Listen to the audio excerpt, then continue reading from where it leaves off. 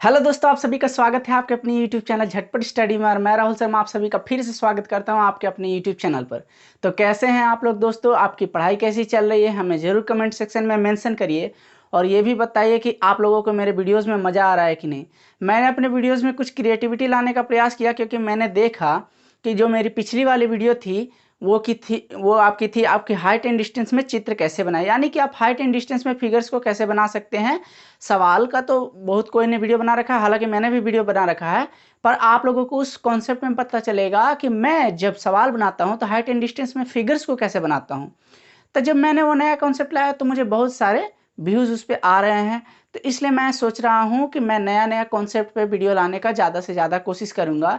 जो सिखाने वाला है वो तो चलता रहेगा, पर सबसे हटकर जो भी वीडियोस होगी वो आएगी आपके इस चैनल पर। तो हमारे चैनल से जुड़े रहें, सब्सक्राइब करके रहें। तो चलिए आज के टॉपिक पे बढ़ते हैं। आज का टॉपिक भी बड़ा इंटरेस्टिंग टॉपिक है। आप लोगों ने तो थंबनेल देखकर तो पता लगा ही लिया होगा, पर उससे पहले हमारा आज का सवाल।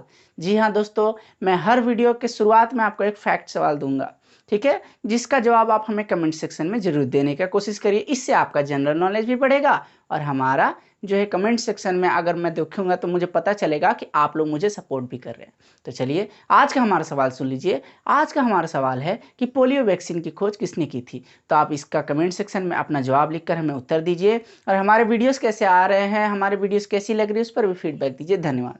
तो चलिए शुरुआत कर लेते हैं, बिना ग्राफ के इक्वेशन सॉल्व कैसे करें। ठीक है, ग्राफ के बारे में मैं बताने से पहले आप लोगों को बताना चाहता हूं लेखा चित्र क्या होता है, यानी कि ग्राफ क्या होता है। अगर आप कंपटीशन कर रहे हैं तो इस चीज को जरूर नोट डाउन करिएगा कि मैंने थंबनेल में जो फिगर लगाया है वो रेलवे का ही एक क्वेश्चन है। ठीक है, उसमें आपको एक दो इक्वेशन एक्चुअली दिए रहते हैं, दो इक्वेशन दिए जाएंगे और आपको सॉल्व करना होता है। दो इक्वेशन दिए जाते हैं और आपको सॉल्व करना रहता है। क्या सॉल्व करना रहता है आपको, कि कैसा ग्राफ का टाइप बनेगा। मैं आपको बताता हूं बोर्ड पर एक्सप्लेन करके। समझ लीजिए दो इक्वेशन दिए मैंने, जैसे कि मैं पहले हार्ड से नहीं शुरू करता हूं, मैं सिंपल से शुरू कर देता हूं। मैं सिंपल से शुरू करता हूं, जैसे कि मैं देख लीजिए आप लोगों के सामने एक इक्वेशन दे रहा हूं। समझ लीजिए 3x plus 5y is equal to 2, 6x minus 4y is equal to 3। ठीक है, समझ में आ रहा है आप लोगों को। देखिए यहां मैंने आप लोगों को दो इक्वेशन दिए। अब इन्हीं दो इक्वेशन को जब आपको से पूछ दे कि आप ग्राफ पेपर पे ड्रॉ करते हैं तो किस तरीके से करते हैं। आप इस इक्वेशन में कोई वैल्यू पुट करते हैं, x का वैल्यू 0 रखा, इस तरीके का आप करते हैं ना। आप इस तरीके का करते हैं, यहाँ पर आपने x रखा, यहाँ y रखा, x का वैल्यू कभी 0 रखा तो y का वैल्यू क्या आ गया, y का वैल्यू 0 रखा, या -1 रखा या -2 रखा तो क्या आएगा।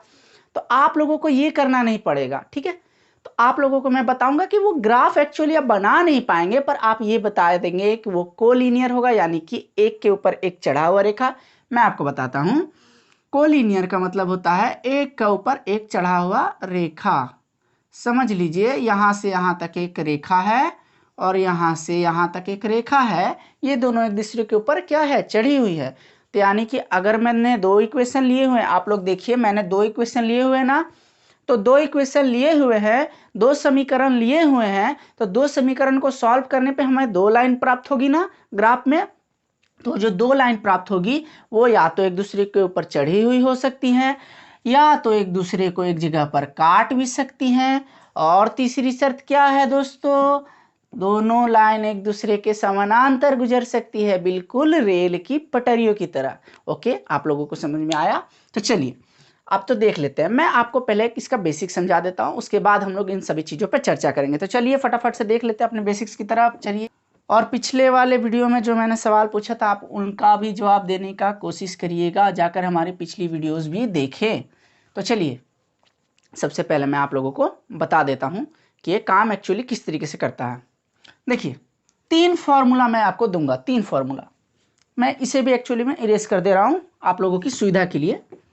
देखिए थ्री फॉर्मूलास, तीन फॉर्मूला दूंगा। पहला फॉर्मूला है, पहला फॉर्मूला वो आपका क्या है, वो है आपका a1/a2 does not equal to b1/b2। Okay, आपको ये पहला फॉर्मूला देखिए, a1/a2 does not equal to b1/b2, ये कहना क्या चाह रहा है भाई, ये कहना क्या चाह रहा है आपको। मैंने अब इक्वेशन दिखाया था ना, किस तरीके का था, इस तरीके का था, 3x + 5y = 6, इस टाइप का इक्वेशन था ना। अब इस टाइप का इक्वेशन है मान लीजिए आपका, तो इस टाइप के इक्वेशन में जो जो भी नंबर आपको दिख रहे हैं वो आपके ए बी और सी होंगे, जो जो नंबर दिख रहे हैं वो आपके ए बी और सी होंगे। किस तरीके से होंगे देखिए, सबसे पहले सभी कोई को एक साइड में ले आइए आप, सभी कोई को एक साइड में ले आया। एक साइड में लाने का मतलब है बराबर के जो दूसरे साइड में है, मतलब बराबर का जो दाया साइड में है उसको भी आप बाया साइड में ले आइए। तो 6 दाया साइड में प्लस का साइन था, इधर आ गया तो माइनस का साइन हो गया। चलिए अब मैं बताता हूं आपको आगे क्या करना है। आगे देखिए, मैंने बोला अंकों को आप लीजिए, वही ए बी सी है, ए बी सी लाइन से है तो यहां भी लाइन से होगा इक्वेशन में हमारा। तो देखिए ए हो गया हमारा ये वाला, यानी कि ये है हमारा ए, ये है हमारा बी और ये है हमारा क्या, सी, ए बी सी। ठीक है, थोड़ा मैंने टेढ़ा लिख दिया, आप लोग उसे इग्नोर कर दीजिएगा।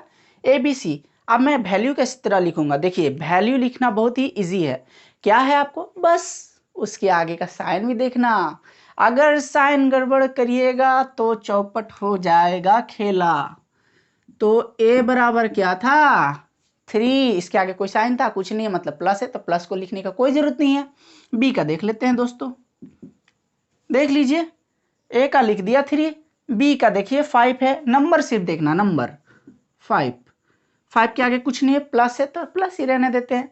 c का देख लेते हैं, c के क्या है 6 है ना, 6 के आगे क्या है माइनस है, तो यानी यहाँ पर भी माइनस लिख देंगे, है ना, कितना सिंपल। चलिए आप लोग इतना तो समझ गए होंगे। अब इसके बाद हम लोग इसका अप्लाई कैसे कर लेते हैं, पहले फॉर्मूला सीख लेते हैं फिर अप्लाई करेंगे। मैं चाहूँगा कि आप इस कॉपी में फॉर्मूला नोट डाउन भी कर सकते हैं, चाहे तो याद कर सकते हैं। नोट डाउन करना आप लोगों के लिए ज़्यादा बेहतर होगा। अगर आप लोग इसे सीखना चाहते हैं, कभी भूलना नहीं चाहते, कुछ कुछ फॉर्मूला होता है जो कि आप लोगों को नोट डाउन कर लेना चाहिए। आप इसे नोट डाउन कर लीजिए, आपकी ही इसमें फ़ायदा है या भलाई जो भी बोल लीजिए। चलिए देख लेते हैं आगे क्या किया जाता है। ओके, तो ये हो गया हमारा पहला फॉर्मूला। आगे चलिए बढ़ते हैं सेकंड फार्मूला की तरफ।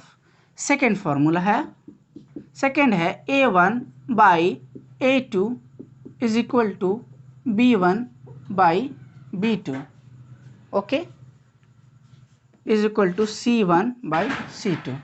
चलिए तो यहाँ तक पढ़ लिया हम लोगों ने, a1/a2 = b1/b2 = c1/c2। चलिए थर्ड फार्मूला की तरफ बढ़ते हैं।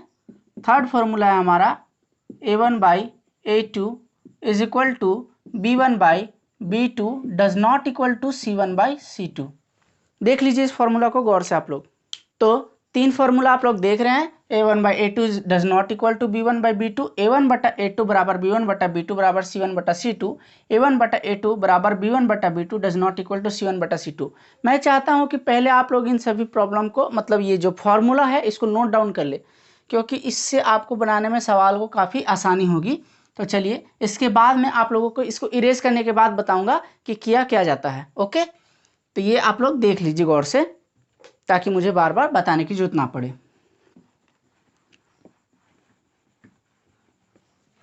तो चलिए पहला देख लेते हैं। पहला क्या बोलता है हमारा, a1/a2 does not equal to b1/b2, यानी कि अगर कोई इक्वेशन में लिख दूं 3x + 5y = 6, 2x + 4y = 8, मान लीजिए मैंने ये इक्वेशन लिख दिया। अब a1 और b1 की चर्चा है, c1 को लाने की जरूरत ही नहीं पड़ेगी। तो a1 क्या है 3 है ना, 3/a2 क्या है 2 है ना, ठीक, और b1 क्या है हमारा ये 5 है, क्या है 5, और b2 क्या है हमारा 4। तो देखिए 3/2 कभी 5/4 के बराबर क्या हो सकता है 3/2, नहीं हो सकता है। तो ये नहीं होगा तो बराबर को ऐसे हम लोग काट देते हैं, काटने का मतलब है नहीं हो सकता है। अब देखिए यहाँ मेरी एक ट्रिक है, इसी में आपको पकड़ में आ जाएगा कि कैसा ग्राफ में चित्र बनेगा, यहीं से आप लोग पकड़ सकते हैं। बहुत सिंपल है, मैंने क्या किया बराबर को काट दिया ना, एक बार शुरू में ही काट दिया। तो शुरू में काट दिया तो जो लाइन बनेगी वो इंटरसेक्टिंग लाइन बनेगी, यानी कि एक दूसरे को काटने वाली, क्योंकि दो लाइन से ही सिर्फ ग्राफ बनता है। हालांकि 3 लाइन से भी बनता है, पर 2 इक्वेशन मैंने लिए हुए हैं तो 2 लाइन ही बनेगा ना। अब 2 लाइन बनेगा तो मैंने 3 कंडीशन शुरू में आपको बताया। पहला बताया कि एक के ऊपर एक चढ़ा हुआ लाइन रहेगा, दूसरा कंडीशन बताया कि एक दूसरे को एक ही पॉइंट पर काट दे, देखिए एक दूसरे को एक ही पॉइंट पे काट रही है ना। और तीसरा बताया कि दोनों रेल की पटरियों की तरह समानांतर जाती रहें, ठीक है। तो यहाँ पर बराबर को मैंने एक बार काट दिया, यानी कि वो जो लाइन आएगा वो भी क्या आएगा, इंटरसेक्टिंग। अगर आपसे ऑप्शन में दे दे, ये इक्वेशन दे दे और पूछ दे कि बताइए ग्राफ जो है वो किस टाइप का बनेगा, तो आप बोलिएगा कि जो दोनों रेखाएं होंगी वो एक दूसरे को एक बिंदु पर काटेगी। क्यों काटेगी, पहला वाला बराबर का ही मैंने काट दिया। तो ये देख नहीं रही है आप, ये बराबर को ऐसे काट दिया तो एक लग नहीं रहा है कि लाइन को लाइन काट रहा है। तो जब लाइन को लाइन काटेगा तो एक ही बिंदु पर न काटेगा, तो बस हो गया हमारा ये। चलिए नेक्स्ट टाइप की तरफ बढ़ लेते हैं। नेक्स्ट टाइप हमारा आता है जो मैंने फॉर्मूला में आपको दिखा दिया। चलिए क्या है हमारा, a1 बटा a2 is equal to b1 बटा b2 is equal to c1 बटा c2, ये है ना हमारा। अब देखिए इसे हम सॉल्व कैसे करेंगे। पहले मैं इस तरह का एक इक्वेशन आप लोगों को दे देता हूं ताकि आप लोग इसे आसानी से समझ सकें। तो चलिए दे देते हैं हम 4b plus 8b is equal to, दे दिया मैंने आपका 15/30। चलिए देख लेते हैं। पहले a और b को बैठा कर चेक करना सीखिए। अगर बैठाने से ही वो ऐसा आपका मतलब जिस टाइप में आपको सेटिस्फाई करे, मान लीजिए पहले 2 ही इक्वल नहीं हुए, पहले ही 2 इक्वल नहीं हो तो 100% इंटरसेक्टिंग होगा, मतलब एक दूसरे को काटेगा। बराबर का ट्रिक से याद रखिएगा, बराबर को पहले ही काट दिया तो काटेगा। इसको देखिए क्या करेंगे, a और b का जगह पे रखते जाइए, बस a का जगह पे 3 रखा, b का जगह पे 6 रखा। अब यहाँ बराबर का साइन नहीं दीजिए, पहले काम कर लीजिए। जैसे कि यहाँ 4 रख दिया b1 का जगह और b2 का जगह रख दिया 8, c1 का जगह 15 और c3 का जगह। कहे कि आपने इस तीनों को क्यों रखा। अच्छा एक और बात, ये भूल आप ऐसे मत करिएगा जिस तरह मैंने किया है। क्या आपको 15 को पहले इधर ले आना है, तो 15 को इधर ले आइएगा तो क्या हो जाएगा, -15 हो जाएगा ना।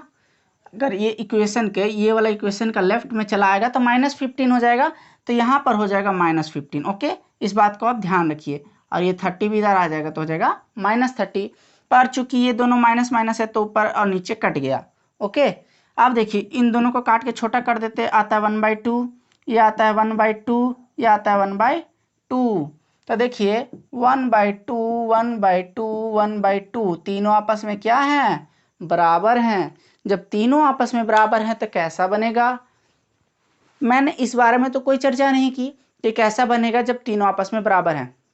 देखिए बहुत आसानी से मैं समझा देता हूँ। तीनों आपस में बराबर बनेंगे यानी मैक्सिमम सारा कंडीशन को सेटिस्फाई कर, अगर तीनों हैं तो सबसे ज़्यादा आउटपुट मिल रहा है ना। जैसे मैं बताता हूँ, आप लोगों को कंफ्यूज नहीं होइएगा। जैसे कि मान लीजिए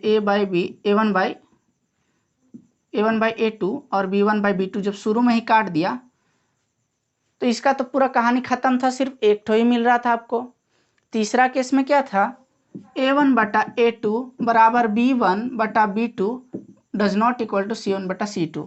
यहाँ भी देखिए ना सिर्फ एक ठो ही बराबर है ना। पर तीसरे ये वाला कंडीशन देखिए, इसमें तीनों बराबर है तो तीनों बराबर तो सबसे ज़्यादा मिलेगा। सबसे ज़्यादा मिलेगा तो आप ही सोच के देखिए ना कि जब बराबर पहले ही काट दिया था तो इंटरसेक्टिंग हो रहा था और बच गया 2 ही कंडीशन ना। 2 कंडीशन में क्या क्या बच गया, या तो हमारा लाइन पैरेलल जाए या फिर लाइन एक के ऊपर एक चढ़ा हुआ रहे, ऐसे ये ऐसे है एक के ऊपर एक चढ़ा हुआ। अब बताइए ये कंडीशन सेटिस्फाई करेगा कि ये कंडीशन, तो जब पैरेलल होता है तो दोनों लाइन एक दूसरे को काटेगा ही नहीं तो कोई पॉइंट नहीं मिलेगा। जब पॉइंट नहीं मिलेगा तो कैसे होगा, तो यहाँ पर देखिए तीनों एक दूसरे के बराबर है यानी कि ढेर सारे पॉइंट मिल जाएंगे, तो ये वाला होगा। अगर आप नहीं समझ पा रहे इस वक्त भी मेरी बातों को, तो मैं आपको एक ट्रिक से बताता हूँ। देखिए ये तीनों आपस में बराबर है ना। अब ये तीनों बराबर हैं, मान लीजिए ये दोनों भाई थे तो जायदाद का कुछ हिस्सा में अगर तीनों में बंटवारा होता, एक भाई को तो पहले ही ठिकाने लगा दिया, भगा दिया, इन दोनों भाई में बंटवारा होगा। अब बात बताइए, जब ये वाला कंडीशन आया तो जायदाद का जब 3 हिस्सा करना था तो इस भाई को फिर भगा दिया, पहले वाले में B1 को भगाया था, मतलब दूसरे वाले में C1 को भगा दिए, सिर्फ समझने की बातें हैं। तो यहाँ पर भी देखिए एक ही शेयर मिल रहा है, यहाँ पर भी एक ही शेयर मिल रहा है, एक तरह से आप समझ सकते हैं। यहाँ पर क्या हो रहा है, तीनों में शेयर बट रहा है, तीनों में शेयर बट रहा है, यानी कि वो जो जायदाद का हिस्सा है ज़्यादा लोगों में बट रहा है ना, तो ज़्यादा लोगों में बट रहा है। तो ज़्यादा लोगों में बट रहा है तो अगर दो लाइन एक दूसरे के ऊपर चढ़ी हुई होंगी तो कितने हिस्सों पर टच करेंगी? इंटरसेक्टिंग है, मान लीजिए इंटरसेक्टिंग है तो ये सिर्फ एक ही पॉइंट को टच करेगी। पैरेलल में तो टच करने का सवाल ही नहीं उठता, और जब एक के ऊपर एक चढ़ी तो ज़्यादा हिस्सों में करेगी ना, तो समझ लीजिए जायदाद ज़्यादा हिस्सा में बटेगा तो वो भी ज़्यादा हिस्सा में होगा, यानी तीनों बराबर हो गया तो वो आपका केस हो जाएगा कोलिनियर वाला, यानी लाइन एक दूसरे के ऊपर चढ़ा हुआ है। तीसरा केस की तरफ बढ़ते हैं जो अभी मैंने चर्चा किया था। तो चलिए दिखा देता हूँ आपको वो केस भी किस तरीके से होता है। अगर अभी तक आप लोगों ने हमारे चैनल को सब्सक्राइब नहीं किया है तो अभी आपको नीचे रेड कलर का सब्सक्राइब का बटन दिख रहा होगा, प्लीज़ उसे सब्सक्राइब करें हमारे चैनल से जुड़े नोटिफिकेशंस पाने के लिए। चलिए देख लेते हैं थर्ड टाइप को। जो तीसरा टाइप था वो था हमारा A1/A2 is equal to B1/B2 does not equal to C1/C2। इसमें क्या अलग है, इसमें पैरेलल कैसे आ गया? देखिए शुरू में ही अगर आपको जब इंटरसेक्टिंग शुरू में ही जब इक्वल नहीं था, मतलब A1/A2 ये शुरू में ही इक्वल नहीं था, तो अब देख के पता लगा अरे ये तो काट दिया, यानी कि दो लाइन भी एक दूसरे को एक जगह पे काट देगा, यानी ये क्या हो गया, इंटरसेक्टिंग हो गया। जब शुरू में ही बराबर जैसा दिख रहा है, जब शुरू में ही बराबर जैसा दिख रहा है और ज़्यादा हिस्सा भी नहीं मिल रहा है, देखिए बराबर जैसा दिखने के बाद यहाँ कहाँ बराबर है, नहीं ना है, तो नहीं है तो इस लाइन को गौर से देखिए, ये बराबर को गौर से देखिए, ये दोनों लाइन पैरेलल जैसा नहीं दिख रहा है, तो यानी कि जो हमारा इक्वेशन बन के आएगा, अगर ग्राफ में आप यानी ई इक्वेशन अगर आप कोई ले लीजिए, मान लीजिए मैं ऐसा इक्वेशन दे देता हूँ आप लोगों को, जैसे समझिए 6x 12x, आप ए का जगह बी वाई जेड कुछ भी रह सकता है, उससे कोई फर्क नहीं पड़ता, और ये दे देता हूँ मैं 10y इज इक्वल टू 13 14। देखिए 6/12 1/2 हो जा रहा है ना, 6/12 ये क्या हो जा रहा है, 1/2 हो जा रहा है। 5/10 भी करिएगा तो 1/2 हो जा रहा है, लेकिन 13/14 ये -13, ध्यान रखिएगा, -14 ये कट गया। ओके, देखिए ये दोनों बराबर है पर 1/2 क्या इसके बराबर है, नहीं ना है, तो ये कट गया, इसका बात ही छोड़ दीजिए। तब ये दोनों के बीच में आपको कैसा दिख रहा है, बराबर ना, बराबर एक पैरेलल दो ठो लाइन की तरह नहीं दिखता है, तो आपका जो होगा वो पैरेलल होगा। तो चलिए हम लोगों ने पूरे 3 कंडीशन की बात कर ली, अब हम छोटे से एक बार उसको दोहरा लेते हैं, समराइज कर लेते हैं, ताकि आप लोगों को ट्रिक हो दिमाग में और भी घुस जाए। पकड़ने का तरीका क्या है, शुरुआत से A1/A2 जब नहीं इक्वल हो B1/B2 के, सॉरी देखिए पहले ही काट दिया तो वो लाइन कैसा बनेगा, इंटरसेक्टिंग, ठीक। A1/A2 बराबर B1/B2 बराबर C2। याद रखिए 3 बेटा था, ज़्यादा जायदाद बढ़ गया ना, तो ज़्यादा जायदाद बढ़ गया तो वो क्या होगा, कोलिनियर होगा। यहाँ पर 2 लाइन है एक दूसरे के ऊपर चढ़ा हुआ, ज़्यादा जायदाद है, ज़्यादा हिस्सों को टच करेगा। ओके, उसके बाद देखिए तीसरा केस भी देख लीजिए। तीसरा केस था A1/A2 बराबर B1/B2 does not equal to C1/C2। मैंने बोला जब तीनों बराबर नहीं हो, इसमें कंफ्यूज नहीं होना है कि बराबर है तो तीनों बेटा में तो नहीं ना बट रहा है, तो ये आप कोलिनियर का केस धड़ से मार के नहीं आ जाइएगा ऑप्शन में, वो गलती हो जाएगा। यहाँ पे बराबर दिख रहा है तो बराबर किसका सिंबल कर रहा है, पैरेलल, यानी कि समानांतर रेखा है। समानांतर रेखाएं कैसी होती है, समानांतर रेखाएं पटरियों की तरह चलती जाती हैं, तो चलती जाती हैं। देखिए आज का जो था हमारा इतना ही था। अगर आपको मेरे डाउट जो है क्लियर नहीं होते, अगर आपके अपने डाउट क्लियर नहीं होते मेरे वीडियो से जुड़े हुए, तो कमेंट सेक्शन में बताइए, जो भी डाउट होगा मैं उसके लिए अलग से एक वीडियो लेकर आ जाऊंगा। उम्मीद है आपको हमारा वीडियो पसंद आया होगा। अगर पसंद आता है तो हमारे वीडियो को लाइक, शेयर एंड सब्सक्राइब करिए हमारे चैनल से जुड़े नोटिफिकेशंस पाने के लिए। आज के लिए वीडियो यहीं तक रहने देते हैं। धन्यवाद।